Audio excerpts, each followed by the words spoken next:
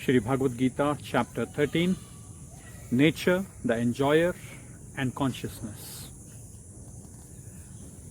Arjun said, "O my dear Krishna, I wish to know about Prakriti, Purusha, and the field and the knower of the field, and of knowledge and the object of knowledge." The Supreme Personality of Godhead said, "This body, O son of Kunti, is called the field, and the one who knows this body is called the knower of the field." O scion of Bharat, you should understand that I am also the knower of all bodies, and to understand this body and its knower is called knowledge. This is my opinion. Now please hear my brief description of this field of activity and how it is constituted, what its changes are, hence it is produced, who that knower of the field of activities is, and what his influences are. That knowledge of the field of activities and of the knower of activities is described by various sages in various Vedic writings. It is especially presented in Vedanta Sutra with all reasoning as to cause and effect. The five great elements, false, ego, intelligence, the unmanifested, the 10 senses and the mind. The 5 sense objects, desire, hatred, happiness, distress and aggregate, the life symptoms and convictions. All these are considered in summary to be the field of activities and its interactions. Humility, pridelessness, non-violence, tolerance, simplicity, approaching a bona fide spiritual master, cleanliness, steadiness, self-control, renunciation of the objects of sense gratification, absence of false ego, the perception of the evil of birth, death, old age and disease, detachment, freedom from entanglement with children, wife, home and the rest, even-mindedness amid pleasant and unpleasant events, constant and unalloyed devotion to me, aspiring to live in a solitary place, detachment from the general mass of people, accepting the importance of self-realization, the philosophical search for the absolute truth. All these I declare to be knowledge, and besides this, whatever there may be is ignorance.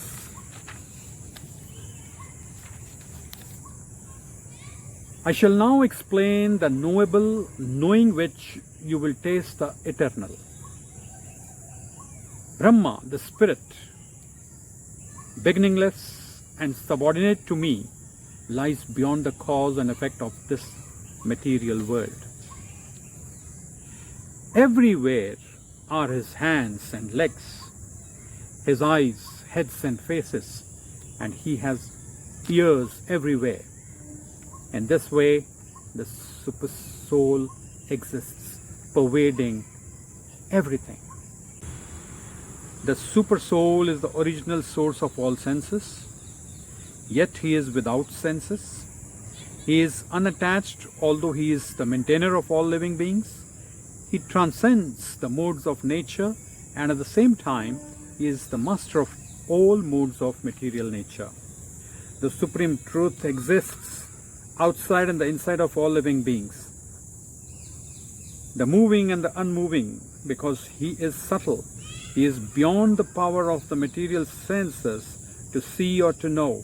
Although far, far away, he is also near to all. Although the super soul appears to be divided among all beings, he is never divided. He is situated as one. Although he is the maintainer of every living entity, he is to be understood that he devours and develops all.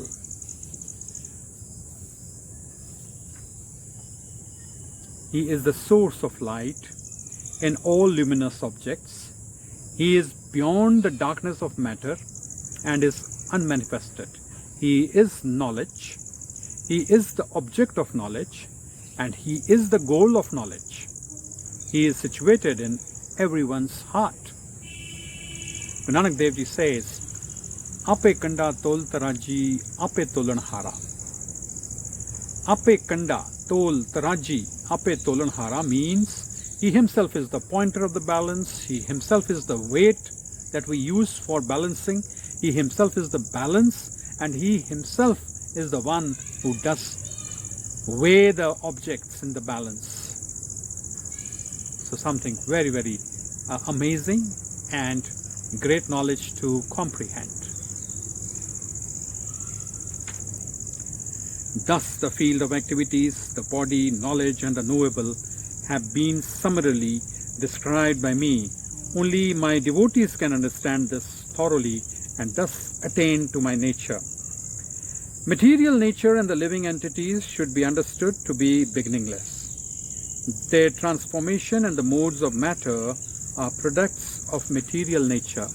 Nature is said to be the cause of all material causes and effects, whereas the living entity is the cause of the various sufferings and enjoyments in this world. The living entity in material nature thus follows the ways of life, enjoying the three modes of nature.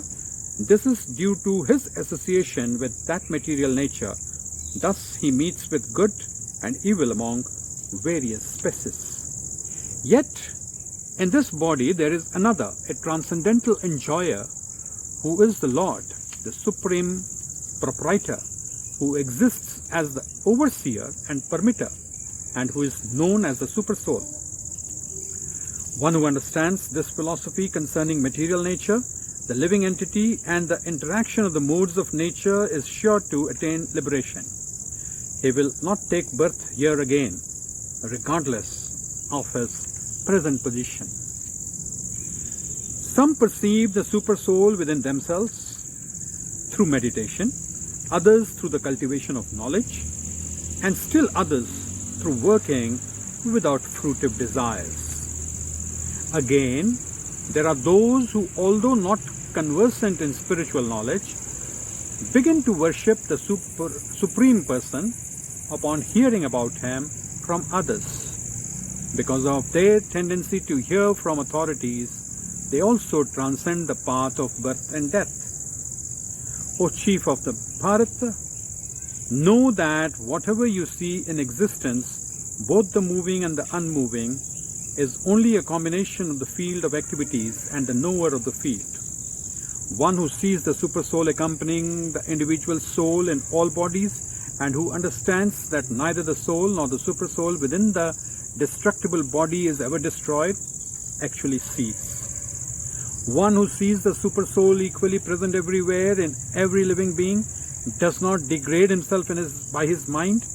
Thus he approaches the transcendental destination.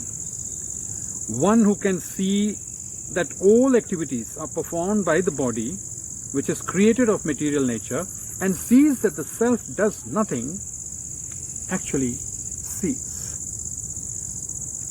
When a sensible man ceases to see different identities due to different material bodies, and he sees how beings are expanded everywhere, he attains to the Brahma conception. Those with a vision of eternity can see that the imperishable soul is transcendental, eternal, and beyond the modes of nature. Despite contact with the material body, O Arjun, the soul neither does anything nor is entangled. The sky, due to its subtle nature, does not mix with anything, although it is all-pervading. Similarly, the soul situated in Brahma vision does not mix with the body, though situated in that body. O son of Bharat, as the sun alone illuminates all this universe, so does the living entity, one within the body, illuminate the entire body by consciousness. Those who see the eyes of knowledge, the difference between the body and the knower of the body, and can also understand the process of liberation from bondage in material nature, attain to the supreme goal. This ends chapter 13 on nature, the enjoyer, and the consciousness. This is to request you all to kindly subscribe, comment, and put across your suggestions so that I can improve in my future similar endeavors. Thank you very much for watching.